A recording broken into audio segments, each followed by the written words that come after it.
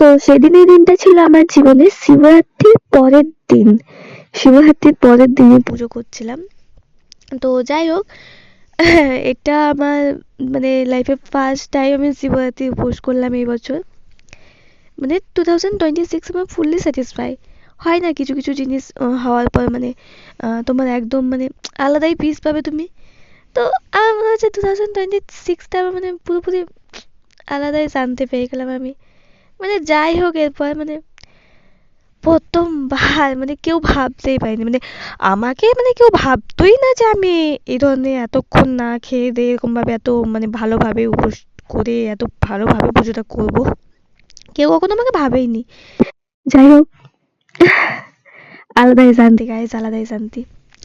তো তোমরা কে কে এই বছর প্রথমবার শিবরাত্রি উপোস করেছিলে? এন্ড হ্যাঁ, আমার মা বলে যে শিব ঠাকুর নাকি বেশি কিছু ডিমান্ড নেই, মানে অল্প মন্ত্র, অল্প সব কিছুতেই মানে ঠাকুর খুশি হয়ে যায়। তো আমি ফিল করলাম এটা, মানে সেদিন না আমার এত টায়ার্ডনেস লাগেনি, মানে যেরকম তো হয় নর্মালি, মানে মানে আলাদাই ছিল দিনটা। যাই হোক, অ্যান্ড হ্যাঁ, অ্যান্ড এই পুজোটা যখন আমি সকালবেলায় করছিলাম সেদিন আমার পাশে একটা কাকিমাও এই পুজোটা আমার সাথে সাথে করছিল।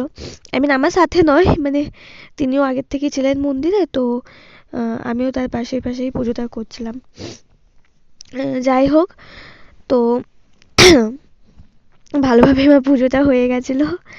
অ্যান্ড হ্যাঁ গাইজ, আমি জানি আমার চ্যানেলে তোমরা শুধু স্কিন কেয়ার, হেয়ার কেয়ার, চুলে অ্যাপ্লাই, এই চুলে এটা অ্যাপ্লাই করছি, স্কিনে এটা অ্যাপ্লাই করছি, এই হেয়ার, এই ফেস মাস্ক, এই হেয়ার মাস্ক, এসবই দেখতে পাও। বাট এই ভিডিওটা আমার মানে পুরো লাইফ একটা মেমোরেবল হয়ে থাকবে আমার চ্যানেলে। দ্যাটস ওয়াই আমি এটা মানে আলাদাই, মানে আমি বলতে পারছি না, তোমরা বুঝে নাও।